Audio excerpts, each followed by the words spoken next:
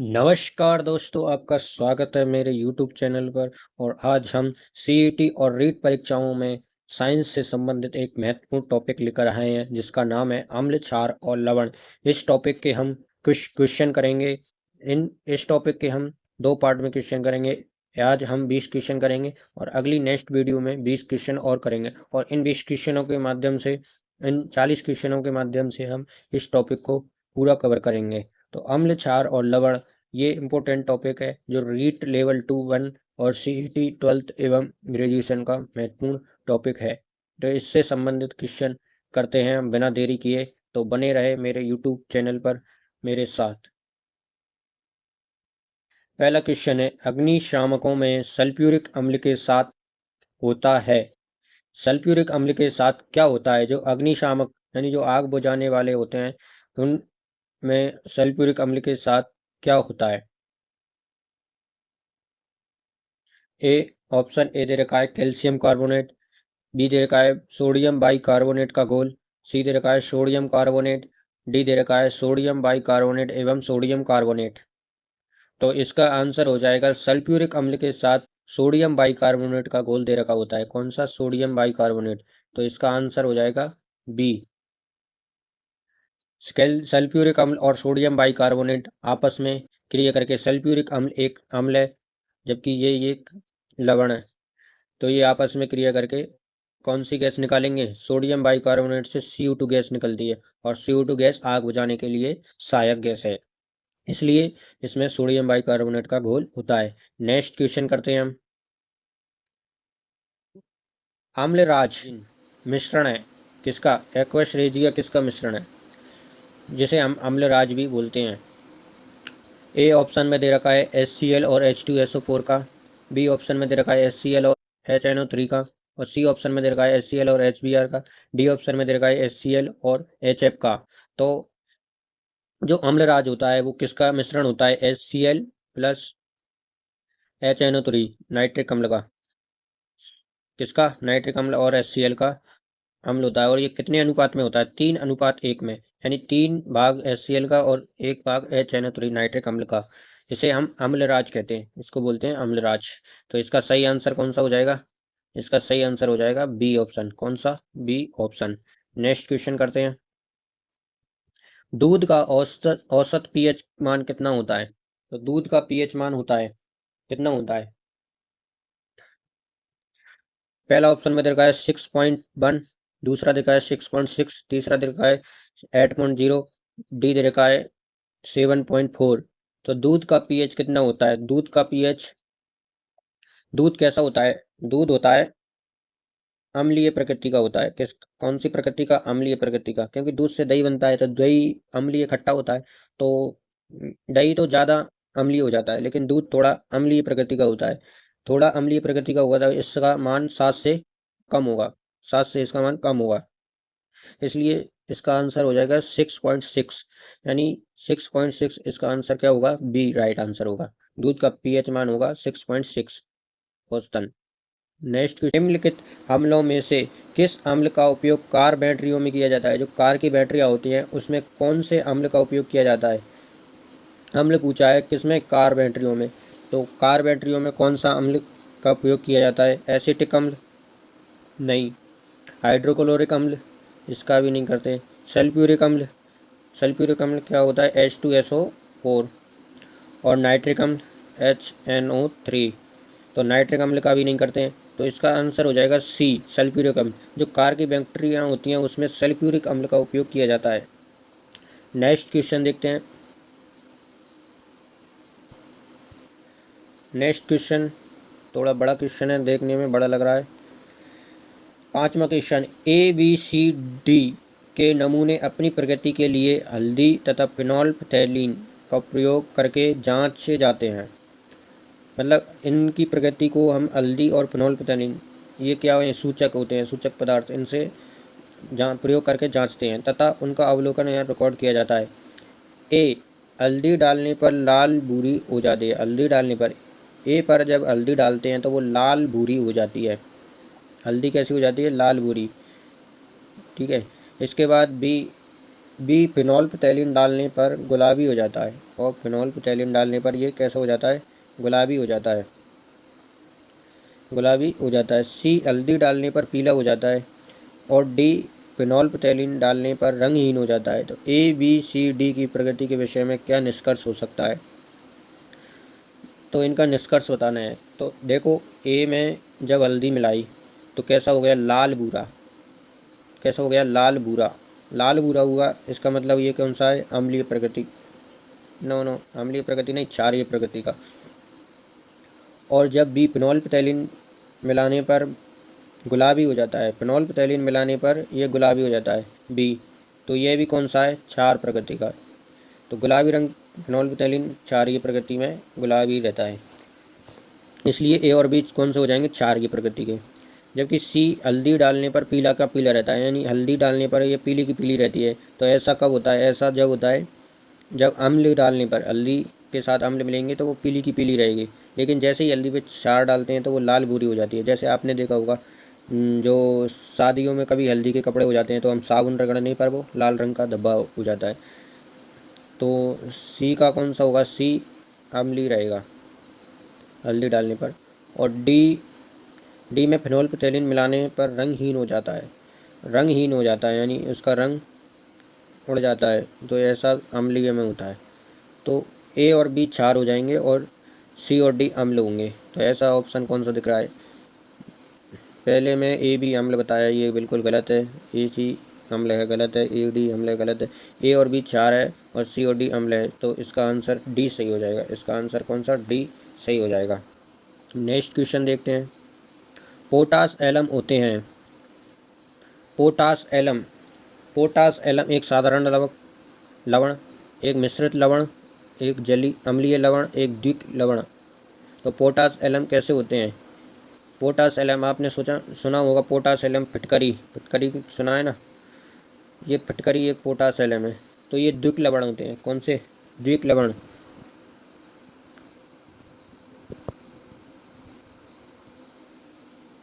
निम्नलिखित में से सबसे प्रबल लवण कौन सा है, NaCl, कैल्शियम क्लोराइड, BaCl,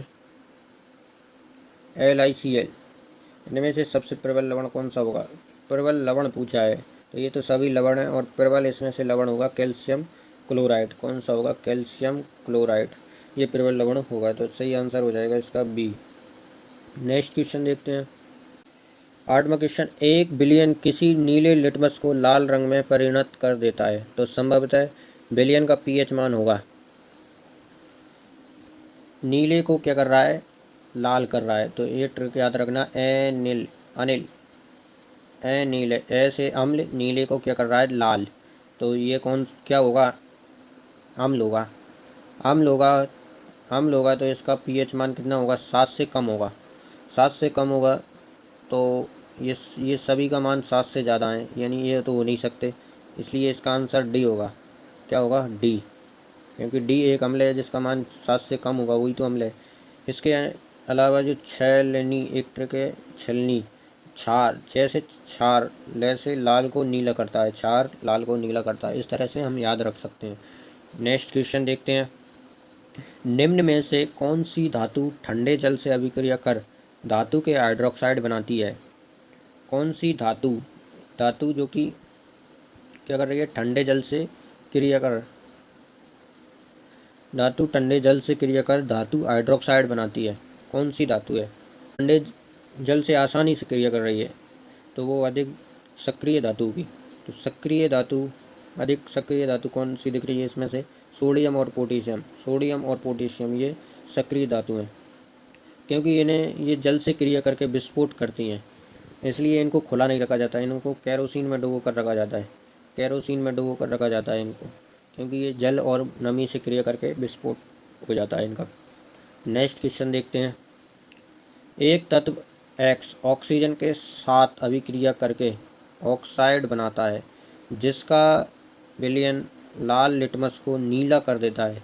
लाल को क्या कर रहा है, लाल को नीला कर रहा है। तो हमें याद है, छलनी याद है ना, छलनी, क्षार लाल को नीला करता है। तो एक बाय हो सकता है, क्या हो सकता है, तो ये क्षार होगा। अब क्षार होगा तो इसमें से कौन सा आंसर आना चाहिए? Sulphur, carbon, nitrogen.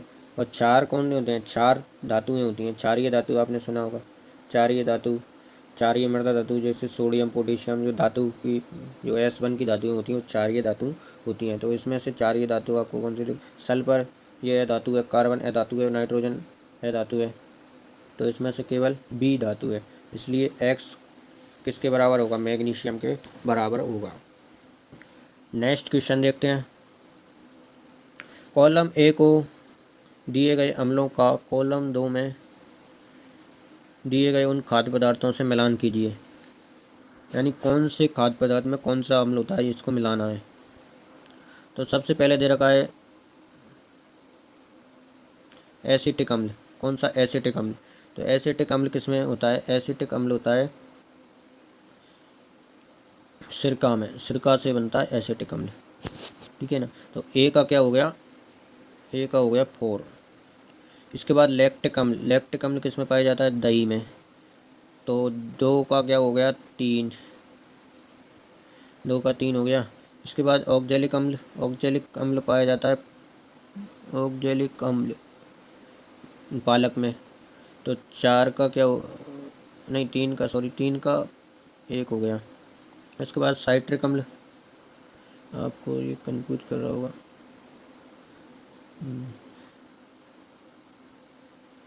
ऑक्जेलिक अम्ल पालक में पाया जाता है। साइट्रिक अम्ल जो कि नींबू और संतरा में पाया जाता है। तो 4 का क्या होगा? 2। तो आंसर होगा 4 3 1 2, 4 3 1 2। तो इसका आंसर आ जाएगा डी। कौन सा? डी आंसर सही होगा।